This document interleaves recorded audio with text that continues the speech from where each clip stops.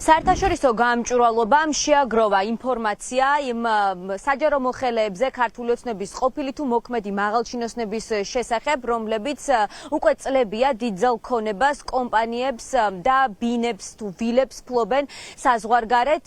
ძირითადად ეს არის ევროკავშირის წევრი ქვეყნები, მათ შორის არის დიდი ბრიტანეთი, სადაც დიდი ქონება აქვს ბიძინა ივანიშვილს და ეს არ არის დაფარული ფაქტი და ამ ჩამონათვალში სხვათა შორის მოხვდა უკვე კორუფციის ბრალდებით დაკავებული რომეო მიქაუტადოთ, რომელიც ქართული ოცნების ყოფილი მაღალჩინოსნია, ის ეკონომიკის მინისტრის ყოფილი პირველი მოადგილის თანამდებობას იკავებდა. ინფორმაცია, რომელიც არის შეგროვებული და რომელშიც საუბარია მათ შორის ნიდერლანდებში, დიდ ბრიტანეთში, საფრანგეთში, ესპანეთში, სხვადასხვა დიდძალ ქონებაზე და კომპანიებზე.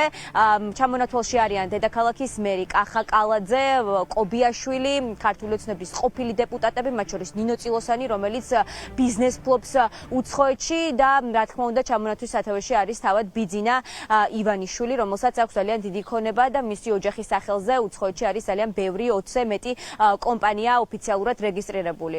მკვლევარები, რომლებმაც მოიძიეს აღნიშნული ინფორმაცია და მისცეს ერთობლივი სახე, ამბობენ, რომ ეს ყველაფერი განსაკუთრებულად შემაშფოთებელია იმ ფონზე, როდესაც ქართული ოცნების მოქმედი მაღალჩინოსნები განცხადებებს ვისმენთ უკანასკნელ პერიოდში იმასთან დაკავშირებით, თუ რამდენად ცუდია ევროპა, რამდენად უარყოფით გავლენას ახდენს დასავლეთი და ამის ყვალობაზე კი ოცნება ყველაფერს აკეთებს საიმისოდ, რომ საკუთარი შვილების მომავალი იყოს სწორედ დასავლეთში, აკეთებენ ყველაფერს საიმისოდ, რომ შვილები გააჩინონ ოფიციალურად და მათ მოქალაქეობა ჰქონდეთ სხვადასხვა ევროკავშირის წევრ ქვეყანაში და ჰქონდეთ კომპანიები, მიწები თუ ვილები, რასაც სხვათა შორის მაშინ, როდესაც არ ხარ მოქალაქე, როგორც დღეს ჩვენთან საუბარში მკვლევარები ამბობენ, ძალიან ბევრი პროცედურა სჭირდება, თუმცა ოცნების წევრები ამას მაინც აკეთებენ.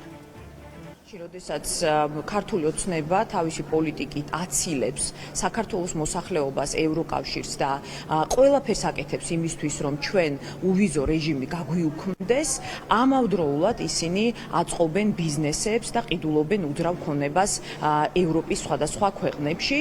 ასევე რაც ტენდენციასაც ჩვენ ვხედავთ, არის ის, რომ ისინი ხშირ შემთხვევაში იმისთვის, რომ მათმა შვილებმა მიიღონ ამ ქვეყნის მოქალაქეობა, ევროკავშირის წევრი ქვეყნის მოქალაქეობა, ისინი აკეთებენ ყველაფერს, რომ მათი შვილები იქ დაიბადონ. ხომ და ასევე ყველაფერს აკეთებენ იმისთვის, რომ მათმა შვილებმა მიიღონ განათლება ევროკავშირის წევრ სახელმწიფოებში. აი ეს არის, რასაც ისინი აკეთებენ საკუთარი თავისთვის, საკუთარი ოჯახებისთვის, მაგრამ ეს ყველაფერი მათ არ უნდათ ქართველი ხალხისთვის.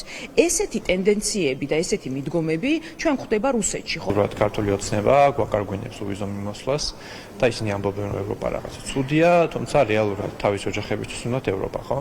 და მარტივად ჩანს ეს ფაქტი, რითი ისინი აფუძნებენ კომპანიებს ევროპაში, ისინი ყიდულობენ უძრავ ქონებას, საკმაოდ ძვირად ღირებულ უძრავ ქონებას ევროპაში და ისინი ასევე შვილებს აჩენენ ევროპაში მოქალაქეობის მისაღებად.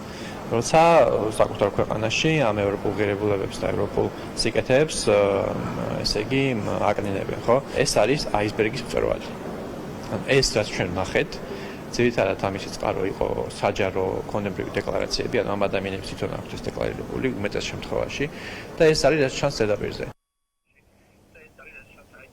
უკანასკნელ პერიოდში საჯარო მოხელების დეკლარაციები ხელმისაწვდომი უკვე ნაკლებად არის საზოგადოებისთვის, შესაბამისად სწორედ აქედან გამომდინარე ამბობენ საერთაშორისო გამჭვირვალობის მკვლევარები, რომ ეს მხოლოდ აისბერგის მწვერვალია და ეს სია არ არის სრულყოფილი ქართული ოცნების მოქმედი თუ ყოფილი მაღალჩინოსნების თუ მათი პროპაგანდისტების, ვინც დასავლეთში დიდძალ ქონებას ფლობს, თუმცა საჯაროდ სრულად განსხვავებულად პოზიციონირებს, რომ დასავლეთი საქართველოზე უარყოფით გავლენას ახდენს.